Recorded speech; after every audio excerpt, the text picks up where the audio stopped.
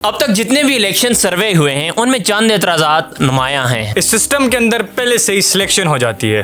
محترم، انجینئرنگ سے نبرد آزما ہونا کافی مشکل لگتا ہے، کیا کیا جائے؟ ووٹ تو تب دوں جب یہاں ووٹوں سے حکومت آتی اور جاتی ہو۔ نہیں، یہاں پہ سافٹ ویئر اپڈیٹ ہو جاتے ہیں۔ بظاہر تو یہ جو اعتراضات کیے گئے ہیں یہ جاندار نظر آتے ہیں، لیکن آئیے میں آپ کو اصل گیم سمجھاتا ہوں۔ پاکستان کا اصل مسئلہ ووٹ کی قدر نہ کرنا نہیں ہے، بلکہ یہاں پر کم ٹرن آؤٹ ہونا ووٹ کا سب سے بڑا مسئلہ ہے۔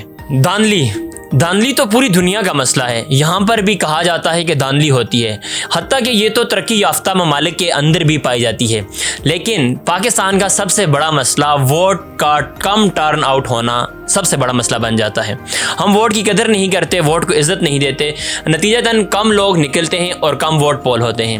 جب کم ووٹ پول ہو جاتے ہیں، ان کو مینوپولیٹ کرنا، ان کو تبدیل کرنا آسان ہو جاتا ہے۔ پاکستان میں چند ایسی سیاسی پارٹیاں جنہوں نے اپنے ذاتی مفادات کے لیے الیکشن کا استعمال کیا اور نتیجتاً عوام کا جو اعتماد تھا، جو ٹرسٹ تھا ووٹ سسٹم کے اوپر، ڈیموکریٹک کلچر کے اوپر، وہ ختم ہوتا گیا اور آہستہ آہستہ لوگوں نے اس پر اعتماد کرنا ختم کر دیا۔ اور جو سیاسی پارٹیاں تھیں انہوں نے اپنی جائیدادیں بنائی، اپنے مفاد کو ترجیح دی قومی مفاد کے اوپر، اور پھر لوگوں نے جب ان کے اعتماد ہی ختم ہو گیا تو انہوں نے ووٹ کاسٹ کرنے بھی کم کر دیے۔ نتیجتاً ملک کے اندر کم ٹرن آؤٹ ہوتا ہے، یعنی کہ پاکستان کے اندر اگر ہم الیکشنز کی بات کریں تو 40 سے 50% کے لگ بھگ ٹرنس آؤٹ رہتے ہیں، اور اگر ہم خاص طور پر 2018 کے الیکشن کی بات کریں تو صرف اور صرف 51% ٹرن آؤٹ تھا۔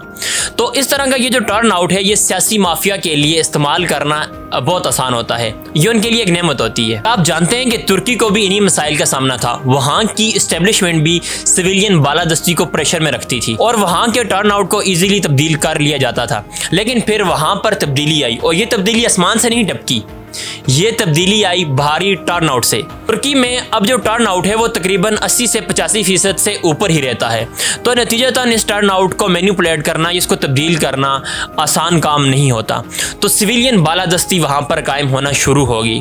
تو پاکستان میں بھی صرف اور صرف ہمارے پاس ایک ہی راستہ ہے، اگر پاکستان میں بھی آپ سویلین بالادستی چاہتے ہیں تو صرف اور صرف واحد راستہ ووٹ ہی ہے۔